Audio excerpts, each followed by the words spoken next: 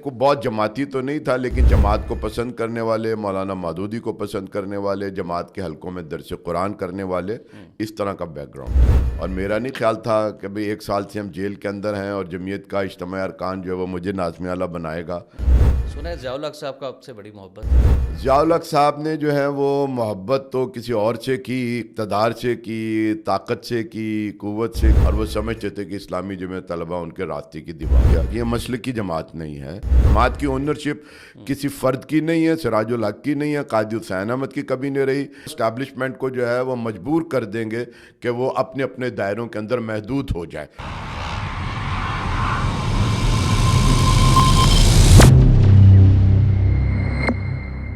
بسم اللہ الرحمن الرحیم. رب اشرح لی صدری ویسر لی امری واحلل عقدۃ من لسانی یفقہوا قولی. السلام علیکم ناظرین، آپ دیکھ رہے ہیں یوتھ اسٹوڈیو پوڈ کاسٹ اور میں ہوں آپ کا میزبان احتشام الرحمان. ناظرین، آج پاکستان کی ایک نامور شخصیت میرے سامنے تشریف فرما ہیں. ان سے گفتگو سے پہلے ان کا مختصر تعارف آپ کے سامنے رکھنا چاہوں گا. سن 1958 میں لاہور میں پیدا ہوئے. اسلامیہ اسکول سنت نگر سے انہوں نے میٹرک کیا. اسلامیہ کالج ریلوے روڈ سے ایف ایس سی مکمل کی. اسلامیہ کالج سول لائن سے فزکس میں ڈبل میتھ کے ساتھ بی ایس سی کی ڈگری حاصل کی اور پنجاب یونیورسٹی سے انہوں نے ایم بی اے کیا. اسکول کے زمانے سے ہی اسلامی جمعیت طلبہ سے وابستہ ہو گئے. طلبہ یونین پنجاب یونیورسٹی کے صدر منتخب ہوئے. اسلامی جمعیت طلبہ پاکستان کے ناظم اعلیٰ رہے. پھر ضیاء الحق کے دور میں طلبہ یونین کی بحالی کے لیے انہوں نے لانگ مارچ کیا اور جیل کی صعوبتیں بھی برداشت کی. پھر قید کے دوران ناظم اعلیٰ کے طور پر ان کا انتخاب بھی ہوتا ہے اور طویل عرصہ جماعت اسلامی پاکستان کے مرکزی سیکرٹری اطلاعات رہے. جماعت اسلامی لاہور کے سیکرٹری جنرل اور امیر جماعت لاہور بھی رہے. 2019 سے سیکرٹری جنرل جماعت اسلامی پاکستان ہے. وکلا تحریک، چیف جسٹس بحالی تحریک میں بہت زیادہ ان کے اوپر تشدد بھی ہوا، یہ بھی ان سے پوچھیں گے. اور 2002 میں متحدہ مجلس عمل کے پلیٹ فارم سے صوبائی نشست پر حصہ لیا. مسلم لیگ نون نے ان کے حق میں اپنا امیدوار دستبردار کرایا، لیکن پھر دھاندلی کی گئی اور ان کو زبردستی ہرا دیا گیا.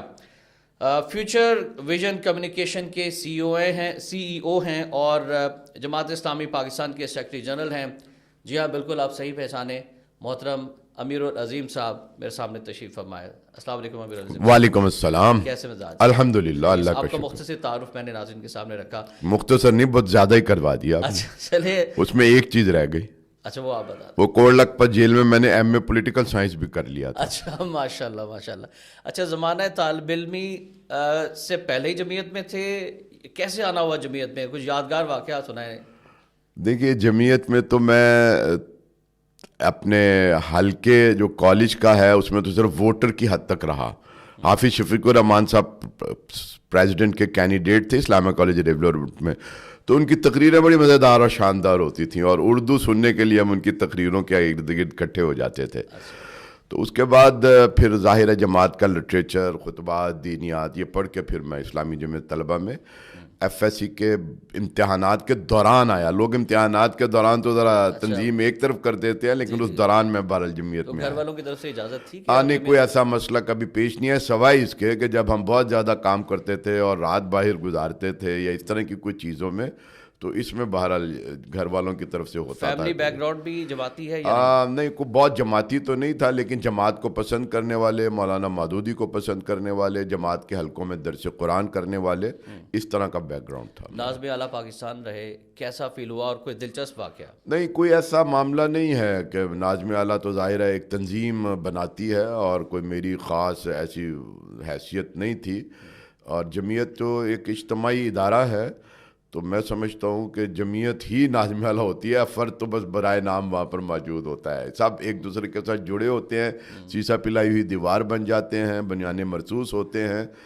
تو یادگار واقعہ تو یہ ہے کہ بھی میں تو کوڑ لکھپت جیل کے اندر تھا اور میرا نہیں خیال تھا کہ بھی 1 سال سے ہم جیل کے اندر ہیں اور جمعیت کا اجتماعی ارکان جو ہے وہ مجھے ناظم اعلیٰ بنائے گا. بہرحال وہ رات کو لیٹ نائٹ ہمیں پتہ لگا اور پھر اگلے دن جمعیت کی شورا آئی کوڑ لکھپت جیل کے اندر.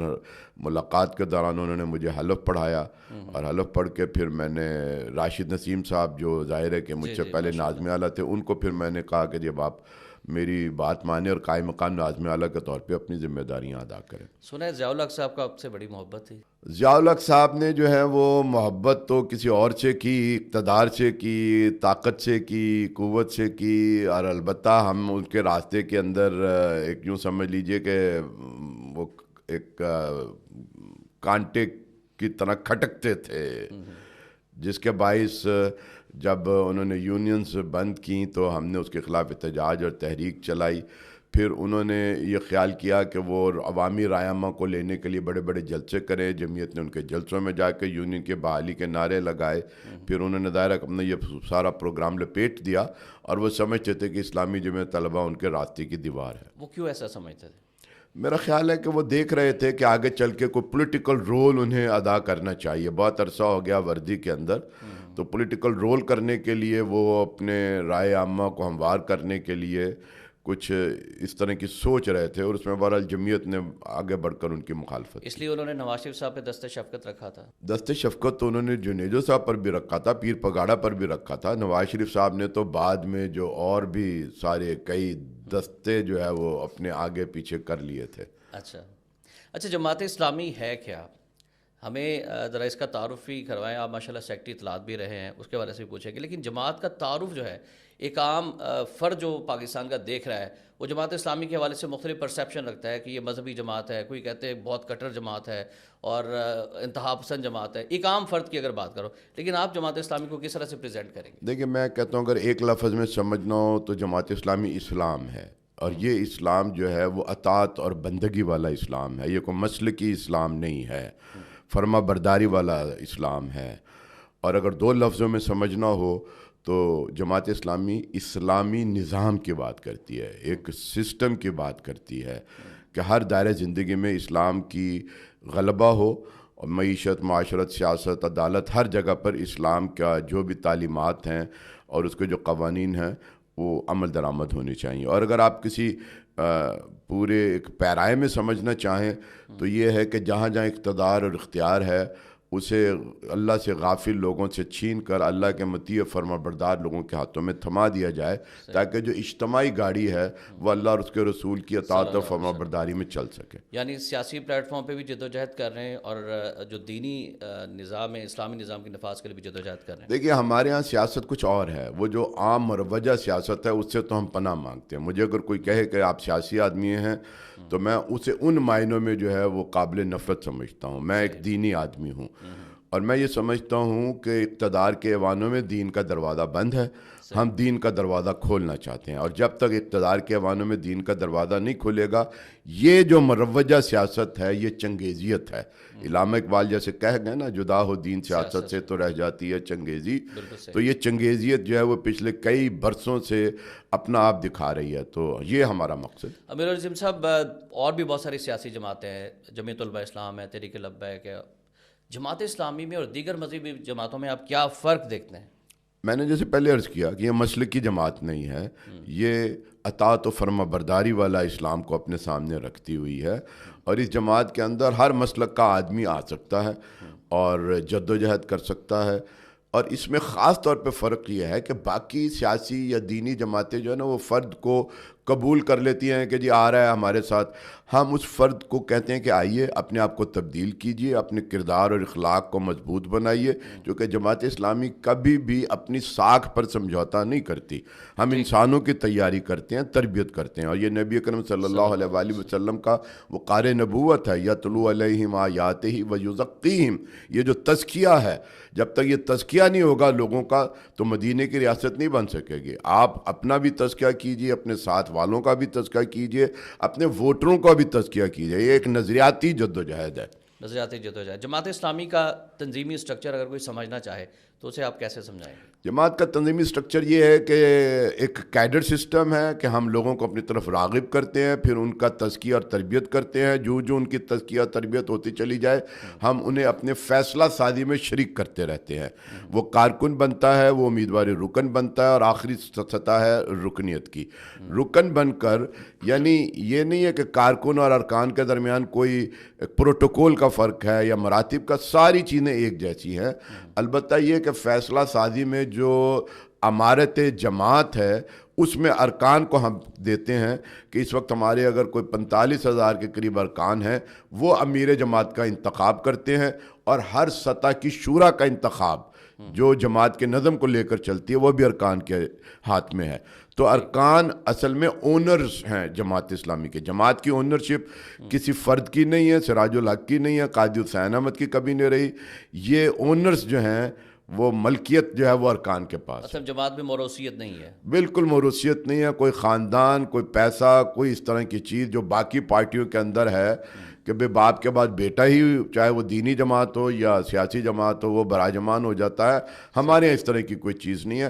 ارکان جماعت ہیں کہ جو اپنی آزاد مرضی سے نہ صرف امیر جماعت کا انتخاب کرتے ہیں بلکہ ہر سطح کی شورا, اور پھر یہ امیر جماعت اور ہر سطح کی شورا یہ جماعت کے نظم کو چلانے کے لیے آخری بات ہے. امیر العظیم صاحب, آج کل بڑی بحث ہو رہی ہے سیاسی جماعتوں میں منشور کے حوالے سے, تو جماعت اسلامی کا جو منشور ہے دیگر سیاسی جماعتوں سے کیسے ڈیفرنٹ ہے؟ دیکھیے, منشور تو کوئی بڑا مسئلہ نہیں ہے میرے نزدیک. یہ منشور اور یہ بیانیاں, یہ تقریریں, یہ سطحی چیزیں ہیں. اصل چیز ہے پریکٹس, عمل درآمد.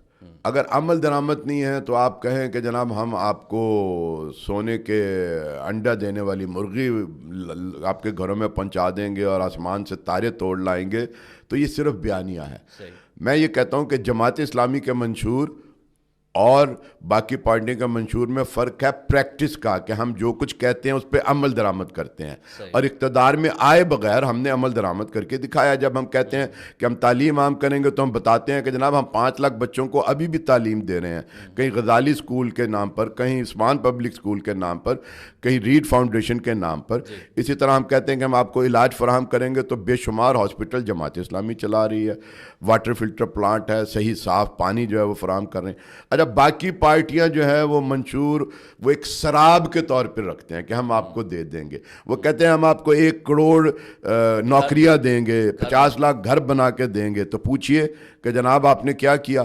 وہ کہتے ہیں ہم آپ کو روٹی کپڑا مکان دیں گے. آپ نے پورے ملک کو نہیں دیا, آپ نے اگر لاڑکانے کو دے دیا تو میں مان جاؤں کہ آپ نے 25 سالوں میں 30 سالوں میں جو ہے نا وہ لاڑکانے کو جو امپاور کر دیا ہے. تو میرا خیال آ کے چیلنج کر رہے ہیں کہ پنجاب میں اتنی ترقی نہیں ہوئی جتنی ہم نے سندھ میں کی ہے. وہ تو جی کوئی لاڑکانہ جا کے دیکھ لے تو اسے پتہ لگ جائے گا کہ وہاں کیا ہو رہا ہے اور یہاں پر کیا ہے. اچھا, آپ بھی ماشاءاللہ انتخابی پولیٹکس میں بھی رہے. 2002 میں نون لیگ کے کینڈیڈیٹ دستبردار ہوئے, لیکن پھر بھی آپ کو ہروا دیا گیا, دھاندلی کا الزام بھی لگا. اس مرتبہ آپ کس حلقے سے الیکشن لڑ رہے ہیں؟ میں 1 to 6 سے الیکشن لڑ رہا ہوں. جہاں ہم بیٹھے ہوئے ہیں یہ منصورہ, اس کے ارد گرد نہر کے اوپر جتنی آبادیاں ہیں, وابڈا ٹاؤن ہے, انجینئرز ٹاؤن ہے, یہ سارے علاقے ہیں, ٹھوکر نیاز بیگ ہے, یہ پورا ایک علاقہ بنتا ہے بڑا. انتخابی مہم آپ کی کیسی جاری ہے؟ اور پورے پاکستان میں جماعت اسلامی جو ہے وہ اس وقت ترازو کے انتخابی نشان پر, میرے خیال میں ہسٹری میں جماعت کی پہلی مرتبہ اپنے انتخابی نشان پہ کنٹیسٹ کر رہی ہے. کیسی پوزیشن ہے؟ جہاں تک میری انتخابی مہم کا تعلق ہے, چونکہ سردی کی شدت تھی, ہم ڈور ٹو ڈور کمپین ہم نے کی ہے. اس کے باوجود ہم نے بڑے جلسے کیے مرد و خواتین کے, اور اس کے علاوہ کارنر میٹنگز کیا. ہمارے یہ جو پروگرامات ہیں ابھی تک کوئی پارٹی جو ہے وہ اس کا مقابلہ نہیں کر سکی جس حد تک. اور بڑا ایک ہم نے ہلکے کا جلوس بھی جو ہے وہ نکالا ہے, نوجوانوں کی ریلیز کی ہے. اس حد تک تو ہم مطمئن ہیں کہ ہم نے ہر جگہ پر پہنچے ہیں اور لوگوں تک اپنی بات پہنچائی ہے. دوسری بات, جو پورے ملک میں جماعت اسلامی کی ترازو کی مہم ہے, تو اس میں یہ میں عرض کرتا ہوں کہ جماعت اسلامی نے چند سال پہلے جو پچھلا سارا ایکسپیرینس تھا اتحادی سیاست کا, اس سے خیر بات کہا, چونکہ ہم اس نتیجے پر پہنچ گئے تھے کہ ہم نے جن لوگوں کو بھی اپنے کندھوں پر بٹھا کے اقتدار کے ایوانوں میں پہنچایا ہے, جب تک انہوں نے اپنی گرفت اقتدار پہ مضبوط نہیں کی, وہ ہمارے ساتھ یعنی زبانی گفتگو کی حد تک تو ٹھیک رہتے ہیں. جب وہ اپنی اقتدار کی گرفت مضبوط کر لیتے ہیں تو پھر فوراً ہی الیکشن جیتنے کے بعد اعلان کرتے ہیں کہ ہم نے چونکہ مغرب کے ساتھ رہنا سہنا ہے تو جمعے کی چھٹی بند کرتے ہیں اور اتوار کی چھٹی بحال کرتے ہیں, اور سود کے لیے ہمیں بڑا لمبا وقت چاہیے. اور اس کے علاوہ وومن پروٹیکشن بل اور ٹرانسجنڈر بل, یہ ساری چیزیں ہیں جن کو ہم نے دیکھ کر یہ کہا کہ ہمیں نظریاتی جدوجہد کے ساتھ آگے بڑھنا چاہیے. وہ جو لیسر ایول والی ایک ضرورت تھی اور جس کے نتیجے میں کچھ لوگ ہمیں کہتے تھے کہ آپ بیساکھیوں کا سہارا لے رہے ہیں, ہم نے اس کو چھوڑ دیا. اب اس الیکشن مہم جو ترازو کی مہم ہے, جیسے آپ نے کہا کہ ایک دفعہ پہلی بار ہم نے بڑے پیمانے پر اپنے کینڈیڈیٹ دیے ہیں, یہ جماعت اسلامی کی سیاسی کامیابیوں کی بنیاد بن رہی ہے. اور میں دیکھ رہا ہوں کہ آنے والے سالوں کے اندر ان بنیادوں کے اوپر ایک بڑی عمارت جو ہے وہ تعمیر ہوگی انشاءاللہ. اچھا امیر العظیم صاحب, آپ کے ذہن میں توقعات کیا ہیں انتخابات کو لے کر؟ یقیناً آپ کے ذہن میں تو ہوگا کہ ہم 100% رزلٹ دیں، لیکن پھر بھی کتنی نشستیں جماعت جیتنے میں انشاءاللہ کامیاب ہو جائے گی؟ اور پھر کیا جب جیت جائیں گے تو اس کے بعد کسی سیاسی جماعت کے ساتھ آپ الائنس میں جا سکتے ہیں؟ دیکھیں میں آپ کو بتاؤں، ہم اس الیکشن کے نتیجے میں ڈبل ڈیجٹ میں پہنچیں گے، یعنی 2 ہندسوں تک جو ہے نا وہ ضرور پہنچیں گے. انشاءاللہ. اور 2 وہ ہندسوں سے کیا مراد ہے؟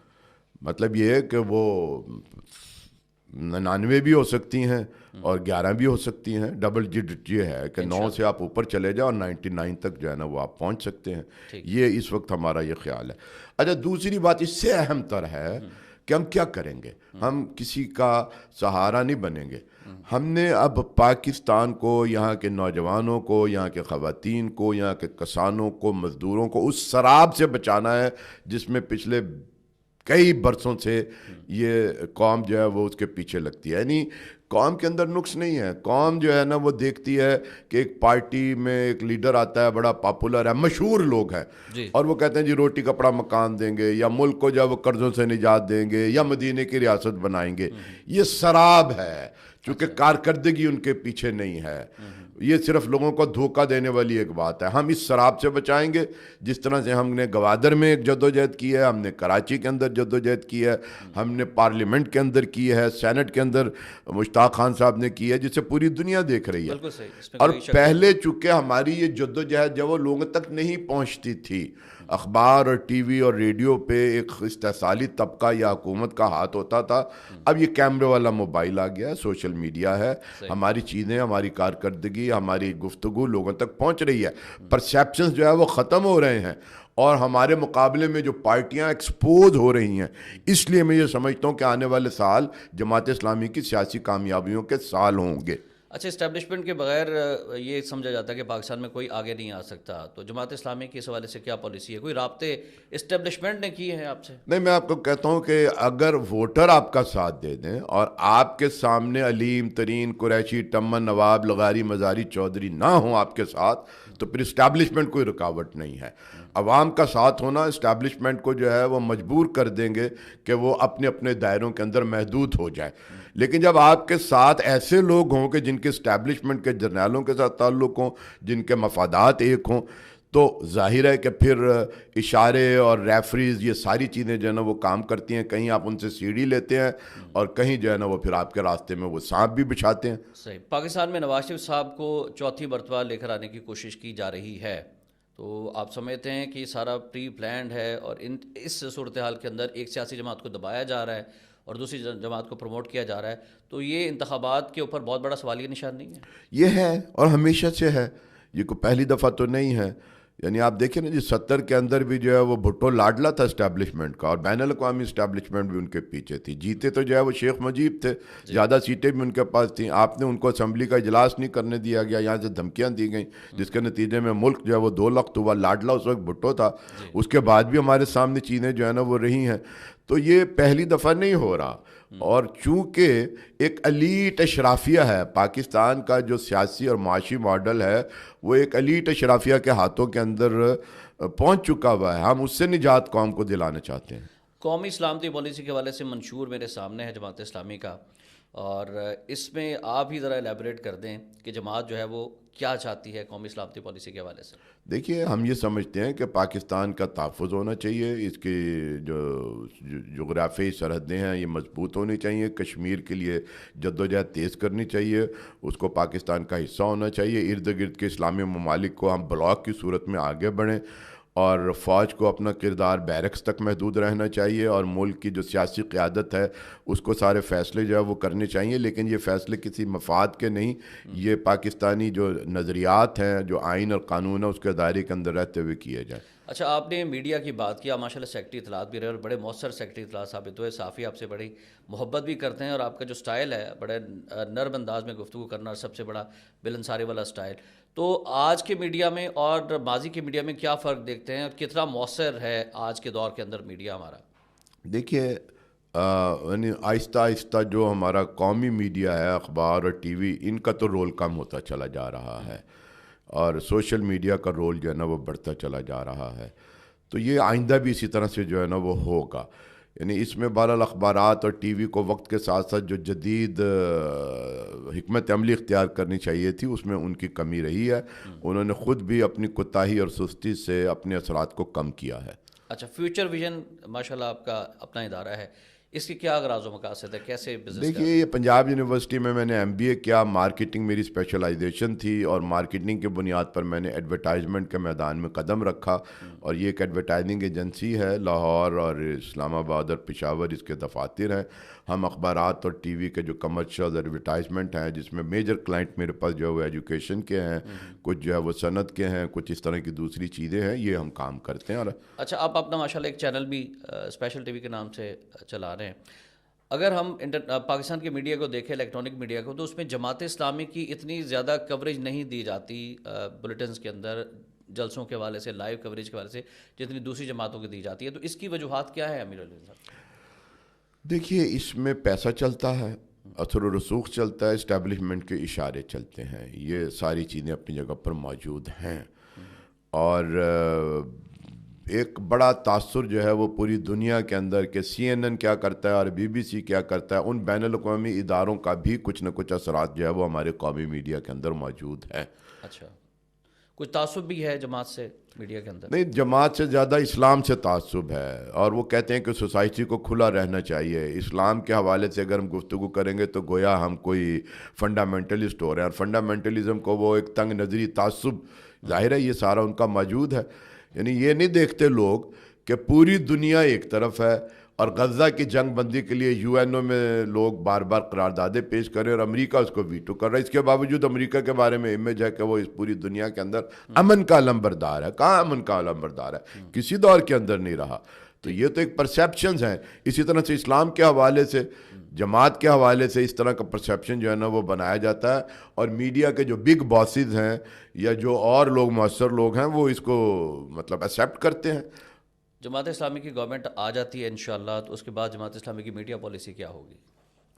دیکھیے، ہر میدان کے اندر ہم قوم کی نمائندگی کریں گے، اور تعیش کو خاتمہ کریں گے، اور عوام کے مسائل کو جو ہے وہ ہر دائرہ زندگی کے اندر عام کرنے کی کوشش کریں گے، اور لوگوں کو تعلیم دیں گے، تہذیب دیں گے، تربیت دیں گے.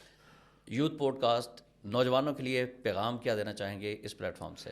نوجوانوں کو میں یہ کہنا چاہتا ہوں کہ آنکھیں بند کر کے کسی مشہور نعرے کے پیچھے مت چلیں، یا مشہور شخصیت کے پیچھے نہ چلیں. نوجوانوں سے پوری دنیا توقع کرتی ہے کہ ان کے پاس شعور ہے، ان کے پاس ضمیر ہے، وہ مقابلہ کر سکتے ہیں ان کی کارکردگی کا اور ان کے بیانات کا. ان ساری چیزوں کو دیکھ کر قوم کی رہنمائی کے لیے ہر اول دستے کا کردار ادا کریں. مطلب بہت سارے جو ماضی میں سیاستدان آئے ہیں وہ ایک شراب کے پیچھے لگایا ہے نوجوانوں کو انہوں نے. جی، میں سمجھتا ہوں کہ صرف نوجوانوں کو نہیں، پوری قوم کو جو ہے وہ شراب کے پیچھے لگایا ہے، نعروں کے پیچھے لگایا ہے. ٹھیک. اچھا، انتخابات آنے والے ہیں، وقت بھی ہمارے پاس کم ہے، اور آپ نے کیمپین بھی کرنی ہے. میسج اپنے ووٹر کو، اپنے کارکن کو، ایک عام پاکستانی کو کیا دینا چاہیں گے آخر میں؟